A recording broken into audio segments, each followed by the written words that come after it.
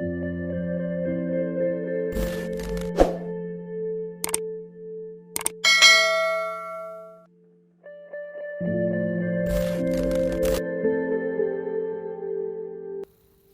बच्चों, स्वागत है आपका हमारी हिंदी की कक्षा में।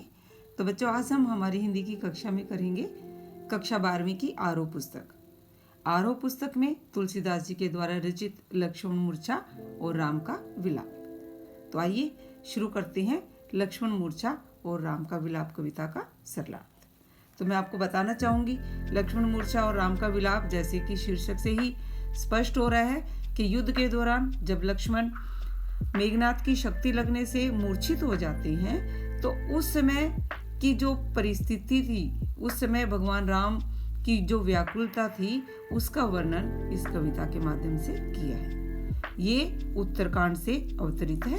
तो आइए शुरू करते हैं लक्ष्मण मूर्छा और राम का विलाप। यहाँ प्रथम जो दोहा दिया है, इसमें तुलसीदास जी ने वर्णन किया है उस समय का, जब हनुमान जी संजीवनी बूटी लेने जाते हैं और संजीवनी बूटी लेकर जब आते हैं तो रास्ते में उनकी मुलाकात भरत से हो जाती है और भरत उनको रोकते हैं। तो हनुमान जी उनको पूरी घटना का वर्णन करते हैं। तो भरत उन्हें तुरंत अपने तीर पर बैठाकर वहां के लिए उस तीव्रता से भेजते हैं। तो उसी समय का वर्णन किया है तुलसीदास जी ने कि किस प्रकार हनुमान जी भरत से मिलकर आगे बढ़ते हैं। देखिए, अवधि भाषा इसमें विशेष ध्यान रखेंगे आप। तब प्रताप उर राखी प्रभु, जयहू नाथ तुरंत। यहाँ पर हनुमान जी भरत से बात करते हैं कि हे भरत, आपका प्रताप यानी कि आपकी यश कीर्ति उर राखी प्रभु, हृदय में धारण करते हुए मैं अभी यहाँ से तुरंत जाता हूँ। अस कही आयसु पाई पदबंदी चलेऊ हनुमत। अस कही, ऐसा कहकर, आयसु पाई, आयसु मैंने आज्ञा प्राप्त करके, पदबंदी और चरणों की वंदना करते हुए हनुमान जी वहां से चल पड़ते हैं। तो इस दोहे में क्या है, हनुमान जी क्या कह रहे हैं, तब प्रताप उर राखी प्रभु, जयहू नाथ तुरंत। अस कही आयसु पाई पदबंदी चलेऊ हनुमान। हनुमान जी भरत को कहते हैं कि हे प्रभु, मैं आपकी वीरता को अपने मन में धारण करते हुए यहाँ से तुरंत निकलता हूँ। ऐसा कहकर और भरत की आज्ञा प्राप्त करके, उनकी चरणों की वंदना करके हनुमान वहां से चल पड़ते हैं। भरत बाहुबल सील गुण, प्रभु पद प्रीति अपार। मनमहु जात सराहत, पुनि पुनि पवन कुमार। अब यहाँ पर भरत बाहुबल, बाहुबल वीरता, हनुमान जी भरत की वीरता, सील गुण उनका सद्व्यवहार, उनका शांत स्वभाव, प्रभु पद प्रीति अपार, और प्रभु के चरणों के प्रति उनके मन में जो अपार स्नेह है, उसको अपने मनमहु जात सरात, अपने मन में बार बार, पुनि पुनि मतलब बार बार अपने मन में सराते हुए हनुमान जी वहां से चल पड़ते हैं। तो ये दोहा है, दो दोहे दिए इसमें शुरुआत में। तो अनुप्रास अलंकार है इसमें, और पुनि पुनि पवन कुमार में पुनरुक्ति प्रकाश अलंकार है। भाषा अवधि होगी। कवितावली की भाषा ब्रज थी, लेकिन लक्ष्मण मूर्छा और राम का विलाप जो है, इसकी भाषा अवधि है। तो आप इसका विशेष ध्यान रखेंगे। छंद दोहा। तो इसके बाद आगे चलते हैं, वहां राम की स्थिति का कैसे वर्णन करते हैं तुलसीदास जी, क्योंकि लक्ष्मण मूर्छित है और हनुमान जी गए हैं संजीवनी बूटी लेने के लिए। तो उस दौरान राम के मन के जो विचार है, किस प्रकार उनकी व्याकुलता का वर्णन किया है, उसी के बारे में बात करते हैं। उहाँ राम लक्ष्मणी निहारी, बोले बचन मनुज अनुसारी। कि वहां पर राम लक्ष्मण निहारी, निहारी माने देखते, मूर्छित लक्ष्मण को देखते हैं तो वो व्याकुल हो जाती हैं, और बोले बचन मनुज अनुसारी, और वो एक मनुज माने मानव के अनुसार, एक मानव की तरह व्याकुलता से प्रलाप करना आरंभ कर देते हैं। क्योंकि भगवान राम तो विष्णु के अवतार थे, लेकिन यहाँ पर जब भाई पर विपत्ति आती है तो वो व्याकुल हो जाती हैं और एक मानव के अनुसार वो व्यवहार करती हैं। क्या कह रहे हैं, अर्ध राति गई कपि नहीं आई। राम उठाई अनुज उर लायो। यहाँ भगवान राम कहते हैं कि अर्ध राति गई, कि आधी रात बीत गई है, कपि नहीं आयो। कपि यानी वानर। यह वानर किसके लिए आया है? हनुमान जी के लिए, कि आधी रात बीत गई है और हनुमान अभी तक संजीवनी बूटी लेकर नहीं आया। राम उठाई अनुज उर लाई। और ऐसा कहकर भगवान राम व्याकुल होकर अपने छोटे भाई, अनुज माने छोटा भाई, छोटे भाई को अपने हृदय से लगाकर विलाप करना आरंभ कर देते हैं। और विलाप करते हुए क्या कह रहे हैं भगवान राम? सकहु न दुखित देखी मोहि काऊ, बंधु सदा तव मृदुल स्वभाव। यहाँ लक्ष्मण को संबोधित करते हुए कह रहे हैं कि सकहु न दुखित देखी मोहि काऊ, कि हे भ्राता तुम मुझे कभी भी दुखी नहीं देख सकते थे, अर्थात मेरा कोई भी दुख तुमसे देखा नहीं जाता था। बंधु सदा तव मृदुल स्वभाव, कि हे भाई तुम्हारा व्यवहार हमेशा से ही मेरे प्रति इतना मधुर था कि तुम मुझे कभी भी दुखी नहीं देख सकते थे। मम हित लागी तजेहु पितु माता, सहेहु विपिन हिम आतप बाता। फिर भगवान राम क्या कह रहे हैं कि मम हित लागी। मम हित मतलब मेरी भलाई के कारण ही, तजेहु त्यागे, कि हे भ्राता, हे भाई तुमने मेरी भलाई के कारण ही अपने माता पिता का भी त्याग कर दिया था। अर्थात जब वनवास हुआ था तो भगवान राम को हुआ था।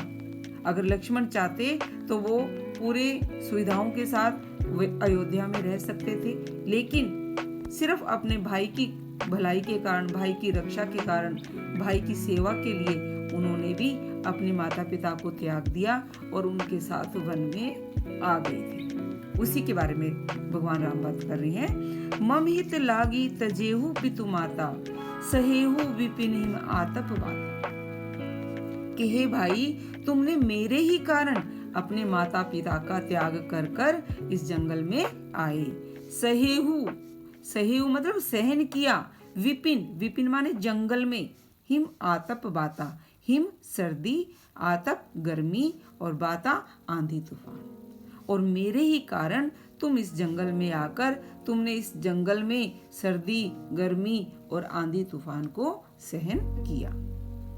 तो आपको मैं बताऊंगी, इसमें भगवान राम उसके लिए व्याकुल है अपने भाई के लिए, तो करुण रस होगा। छंद यहाँ पर चौपाई है, चौपाई छंद है। पहले में अभी हमने जो किया था वो दोहा था, लेकिन अब जो दूसरा छंद आ रहा है ये चौपाई छंद है। तो लक्ष्मण मूर्छा और राम का विलाप में दोहा चौपाई छंद है और एक सोरठा छंद है। तो यहाँ पर अनुप्रास अलंकार आ रहा है और करुण रस, भाषा, अवधि। इसी के साथ देखिए आगे भगवान राम क्या कह रहे हैं, किस प्रकार व्याकुल भरे वचनों से वो परेशान हो रहे हैं। देखिए आगे किस प्रकार लक्ष्मण को देखकर भगवान राम व्याकुल हो रहे हैं और किस प्रकार व्याकुलता भरे वो वचन कह रहे हैं। सो अनुराग कहाँ अब भाई, उठाऊ ना सुनी मम बच बिकलाई। अब भगवान राम मूर्छित लक्ष्मण को संबोधित करते हुए ये कह रहे थे कि तुम मुझे कभी भी दुखी नहीं देख सकते थे, तुम्हारे मन में मेरे प्रति इतना प्रेम था। तो आज उसी के बारे में आगे कह रहे हैं कि सो अनुराग, अनुराग मतलब प्रेम, कि हे भाई अब वो तुम्हारा प्रेम कहाँ चला गया। उठाऊ ना सुनी मम बच विकलाई, कि तुम मेरे ये व्याकुलता भरे वचन सुनकर उठते क्यों नहीं हो। क्योंकि लक्ष्मण मूर्छित है तो भगवान राम उसी से बात कर रहे हैं। आगे, जो जन तेहु बन बंधु बिछो, पितु वचन मन तेहु नहीं हो। भगवान राम कहते जो जन तेहु, जो मैंने यदि, जन तेहु मैं जानता होता, बन बंधु बिछो के वन में भाई से बिछो हो जाएगा, भाई से वियोग हो जाएगा, मैं अपने भाई को खो दूंगा, पितु वचन मन तेहु नहीं हो। तो उस वक्त मैं पिता की आज्ञा का पालन कभी भी नहीं करता। यहाँ पर भगवान राम बहुत परेशान है, तो उसी के लिए कह रहे हैं कि यदि मुझे इस बात का पता होता कि वन में जाकर मैं अपने भाई को इस प्रकार खो दूंगा, उससे इस प्रकार बिछुड़ जाऊंगा, तो मैं उस वक्त अपने पिता की आज्ञा का पालन नहीं करता। फिर आगे देखिए क्या करे, सुत बित नारी भवन परिवारा, हो ही जाही जग बारही बारा। क्या कह रहे हैं कि सुत पुत्र, वित्त माने वैभव धन दौलत, नारी स्त्री, भवन और घर परिवार। भगवान राम क्या कह रहे हैं कि पुत्र धन दौलत स्त्री घर और परिवार, ये सब चीजें ऐसी हैं, हो ही जाही जग बारही बार, कि संसार में इनको बार बार प्राप्त किया जा सकता है। अर्थात अगर एक बार ये चली जाएं तो दोबारा इनको हम दोबारा से प्राप्त कर सकते हैं, कि ये चीजें ऐसी हैं जो आती जाती रहती हैं। अस बिचारी जिये हो जागहु ताता, मिलई न जगत सहोदर भ्राता। कि अस विचारी जिये जागहु ताता, ताता मतलब हे भाई, ये विचार मेरे हृदय में इतना दुख दे रहा है कि मिलई न जगत सहोदर भ्राता। सहोदर एक ही उदर से जन्म लेने वाला भाई, यानी कि सगा भाई। कि हे भ्राता, हे भाई, मेरा मन इतना व्याकुल हो रहा है कि इस संसार में सगा भाई दोबारा से प्राप्त नहीं किया जा सकता। फिर आगे राम किस प्रकार व्याकुल होते हुए कह रहे हैं, जथा पंख बिनु खग अति दीना, मनि बिनु फनी करीबर करहीना। अस मम जीवन बंधु बिन तोही, जौ जड़ देव जिया हो मोही। क्या उदाहरण दे रहे हैं राम, कि जथा जिस प्रकार, पंख बिनु खग अति दीना, के पंखों के बिना खग पक्षी अति दीनहीन है, उसका कोई जीवन ही नहीं है पंखों के बिना। मणि बिनु फनी, मणि नागमणि और फनी सांप, और नागमणि के बिना सांप दीन है, उसका कोई जीवन नहीं है। करीबर करहीना, करीबर हाथी, कर सूंड, और सूंड के बिना हाथी का जीवन बहुत निरर्थक है। असमम जीवन बंधु बिनु तोही, जो जड़ देव जीवाओ मोही। कि हे भ्राता, ऐसा ही मेरा जीवन तुम्हारे बिना हो जाएगा। यदि जो जड़ देव जीवाओ मोही, यदि देव मतलब भाग्य मुझे जीवित रखता है तो मेरा जीवन भी तुम्हारे बिना ऐसा ही हो जाएगा, जैसा पंखों के बिना पक्षी, मणि के बिना सांप और सूंड के बिना हाथी का हो जाता है। आगे फिर राम कह रहे हैं, जेहू अवध कवन मुँह लाई, नारी हेतु प्रिय भाई गंवाई। राम मन में विचार कर रहे हैं कि अब मैं अयोध्या में क्या मुंह लेकर जाऊंगा। जेहू जाऊंगा, अवध माने अयोध्या, कवन मुंह लाई, कवन क्या मुंह लेकर, नारी हेतु प्रिय भाई गंवाई। कि समाज मुझे ताना मारेगा कि मैंने अपनी पत्नी के कारण, नारी माने स्त्री, पत्नी के कारण अपने प्यारे भाई को खो दिया, अपने प्यारे भाई की जान गंवा दी। बरु अपजस सहेतेऊ जगमाही, नारी हानि विशेष क्षति नाही। भगवान राम क्या करें, बरु अपजस, बरु मैंने बहुत अधिक, बड़ा, अपयश बदनामी, सहेतेऊ जगमाही, कि मुझे संसार में बहुत अधिक बदनामी सुननी पड़ेगी, बहुत अधिक ही बदनामी सहन करनी पड़ेगी। कि नारी हानि विशेष क्षति नहीं, कि यदि अगर मैं अपनी पत्नी को खो देता तो वो इतना दुख नहीं होता, उसको मैं सहन कर लेता, लेकिन तुम्हें खोकर मुझे संसार में बहुत बदनामी सहन करनी पड़ेगी।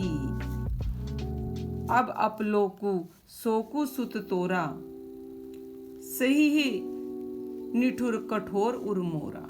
क्या कह रहे हैं कि अब अपलोकु, कि अब इस संसार में, सोकु, शोक मैंने दुख, कि हे सुत पुत्र, हे पुत्र, अब इस संसार में मेरा जो कठोर, निठुर मैंने निष्ठुर, कठोर जो हृदय है, उसे तुम्हारा ये दुख सहन करना पड़ेगा।